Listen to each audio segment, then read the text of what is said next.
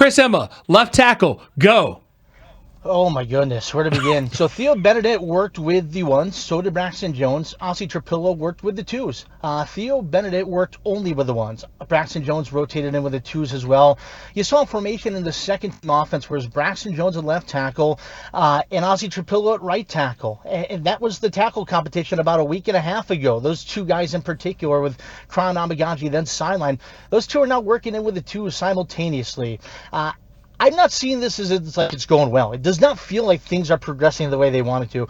Give Theo Benedet credit because he's clearly asserted himself, and this coaching staff is open-minded to anybody who can really step in and show something. But Braxton Jones has had ups and downs in camp, and we saw some on Sunday as well.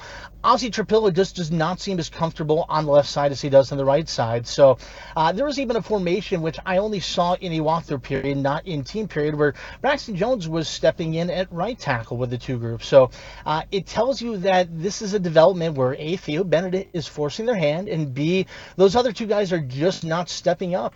What is the percentage chance that Theo Benedet is out there on Sunday with the ones as they play in the preseason game against the – wait, who they got Sunday?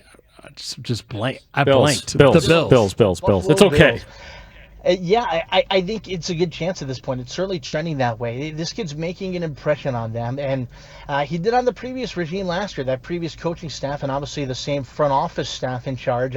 This is a guy they like, and we've talked all along since Ben Johnson came in about being open-minded to competition and everybody getting a fresh start, and that's both good and bad. That means a 3-year starter like Braxton Jones has to prove it to this staff. That means a guy, Theo Benedet, who was an undrafted rookie last year, gets the same level ground as a 3-year starter does, and it's what can you show me? What can you go on and prove each day in practice? And Theo Benedet looks good. He can anchor in pass pro. He's making an impression on this team. He looks the part.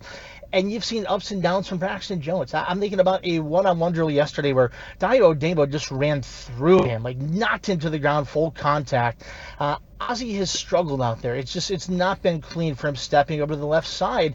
He played right tackle in college. He's touted his ability to be flexible, but it's not shown on the field yet. So I think there's a concern level with this left tackle competition. Obviously, Crown Amagaji had the injury issue. They wanted to see him step in the way that Theo Benedet has, and it just hasn't happened for Amagaji either. So there's some red flags right now if they want to get this thing right here, but they're certainly open to the competition still. Yeah, and obviously they do want to get it right, and I give them credit for that they didn't just anoint somebody. A lot of times when there's a competition on an NFL field, and we've seen it, Chris, there is somebody that they want to be the starter. Now, of course, ideally you want Trapillo to be the guy, but they're watching it in real time. They're not trying to shift the narrative. This is a fluid situation. I wish it was more settled right now, but I do like the fact that the Bears are being earnest with this being a competition and allowing their eyes to be open with somebody like Theo Benedet.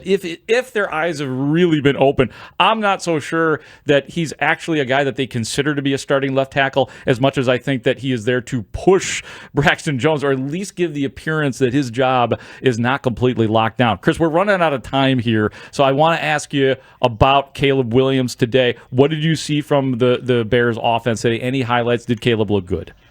It was maybe one of his best days yet in camp. He had a very strong day, a strong showing overall, sharp in 7-on-7, connected multiple times to Olamide Zaccheaus. He and Odunze are in lockstep right now. They ran an end-of-game drill to close out practice, ones against ones. He led the downfield, 2 connections for Odunze, the last of which set up spiking the football, setting up a game-winning kick situation. Cairo Santos had the day off, so they weren't trying to cash that one in, but the purpose was served. Caleb looked sharp today. He had a very good 7-on-7. Pre-snap stuff was clean. It was a day of progress, and we keep hearing the coaching staff talking about we want to see growth. We want to see growth. Today was growth on display, and it's not just the stuff that they're looking for. It's the results, clear as day to everybody there. So a very good day for the quarterback, a good day for this first-team offense. Is there anything you expect to be big difference between last week's joint practice and tomorrow's joint practice?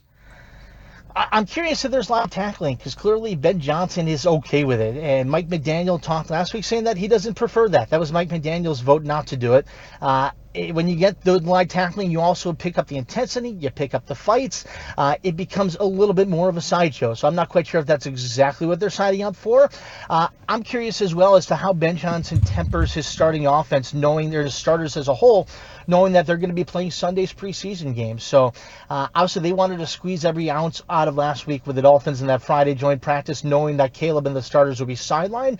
A bit of a different deal here now, and we don't know if the Bills are going to play their starters for Sunday as well. So I'm curious how they're going to match up ones against ones and what that action is going to look like.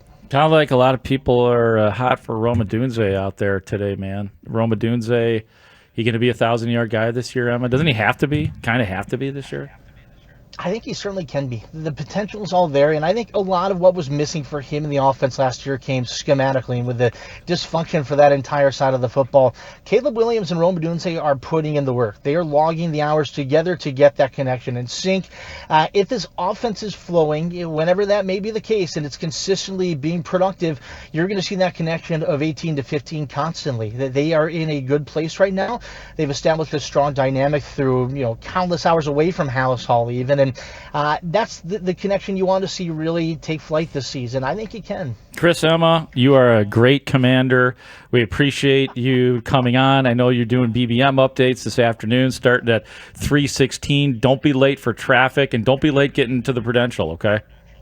Good afternoon. Take care. Thanks so much, Chris.